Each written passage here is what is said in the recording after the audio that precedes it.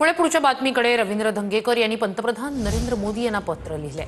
मुरलीधर मोहोळ यांच्याकडून मंत्रिपदाचा राजीनामा घ्यावा अशी मागणी धंगेकर यांनी केली। धंगेकर यांनी अमित शहा, फडणवीस आणि अजित पवार यांनाही पत्र पाठवलंय। जमिनीच्या व्यवहारांमधील गैरप्रकाराबाबत पत्रातून आरोप करण्यात आले। दरम्यान रवींद्र धंगेकर उद्यापासून बेमुदत धरणं आंदोलन करणार आहेत। जमिनीचा व्यवहार रद्द होईपर्यंत आंदोलन करणार अशी माहिती धंगेकर यांनी ट्विटद्वारे दिली आहे। जैन बोर्डिंगच्या जमिनीची पाहणी केली तेव्हा मोहोळ बिल्डरचे पार्टनर होते। मोहोळ केंद्रीय मंत्री झाल्यानंतर ट्रस्टच्या विक्रीची प्रक्रिया सुरू झाली। लिलाव प्रक्रियेत सहभागी झालेले तिन्ही कंपन्यांचे मालक मोहोळ यांचे निकटवर्तीय। श्री गोखले कन्स्ट्रक्शनने 230 कोटींना संबंधित जमीन विकत घेतली। जैन हॉस्टेलच्या ट्रस्टींनी महाराष्ट्राच्या धर्मादाय आयुक्तांकडे परवानगीसाठी अर्ज केला। धर्मादाय आयुक्तांनी नियमबाह्य पद्धतीने पब्लिक ट्रस्टची जागा विकण्यास परवानगी दिली। धर्मादाय आयुक्तांकडे परवानगी मागायला गेले असता काही गोष्टी लपवण्यात आल्या।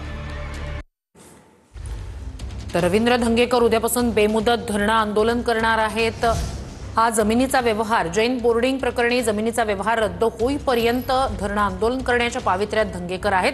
दुसरीकडे मुरलीधर मोहोळ यांनी मंत्रिपदाचा राजीनामा द्यावा अशी मागणी त्यांनी केली।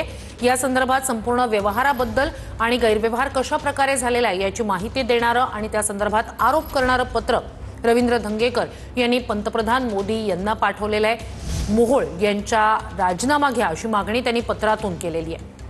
तर उद्यापासून रवींद्र धंगेकर आंदोलन करणार आहेत। दुसरीकडे मुरलीधर मोहोळ यांच्या मंत्रिपदाच्या राजीनाम्यासाठी सुद्धा धंगेकर आक्रमक आहेत। मुरलीधर मोहोळ यांच्याकडून मंत्रिपदाचा दुरुपयोग झाल्याचा आरोप रवींद्र धंगेकर यांनी पत्रातून केलाय। जेव्हापासून हा संपूर्ण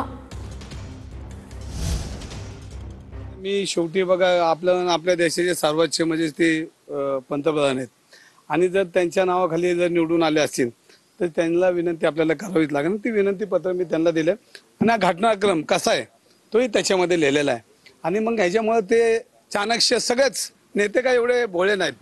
म्हणजे हे जरी भोळे त्यांना मला वेडा म्हणतात त्यांना भोळे समजत असेल तर कोण भोळे राहिलेले नाही। एक माझ्या माहितीप्रमाणे ह्या देशामध्ये मोदी साहेब काम करतात, त्यांच्यावर विश्वास ठेवून लोकांनी त्यांना परत पंतप्रधान केले, देवेंद्र फडणवीस साहेबांना परत मुख्यमंत्री केले आणि मग हे दोघं सक्षम निर्णय घेऊन योग्य ते जैन समाजाला न्याय देतील। तर मुरलीधर मोहोळ यांचा राजीनामा घेतला पाहिजे अशी मागणी वडेट्टीवार यांनी केली आहे। मोहोळ यांनी कारनामे केलेत, त्यांना पदावर राहण्याचा अधिकार नाही असंही विजय वडेट्टीवार यांनी म्हटलंय। मोहोळांनी जे काही केलेले कारनामे आहेत हे तर आता एक सुरुवात आहे। मोहोळांनी तर तिकडे जमिनीच्या संदर्भामध्ये फार मोठा धिंगाणाच घातला आहे। सगळेच घालत आहेत, महाराष्ट्र लुटण्याचं काम सुरू आहे। ते तर वरच्यापासून तर खालीपर्यंत जमिनी लाटण्याचं काम मोठ्या प्रमाणामध्ये हे सुरू झालेलं आहे। पण एक लक्षात घेतलं पाहिजे की मोहोळांनी जे केलेलं त्या पदावर राहून केंद्रीय राज्यमंत्री पदावर राहून अशा प्रकारे 2-3 हजार कोटीच्या जमिनीमध्ये प्रत्यक्ष भागीदारी जर असेल तर त्याला त्या पदावर राहण्याचा अजिबात अधिकार नाही, हे मात्र या ठिकाणी आवर्जून सांगितलं पाहिजे आणि त्यामुळं त्यांचा राजीनामा घेतला गेला पाहिजे अशीच आमची मागणी असते।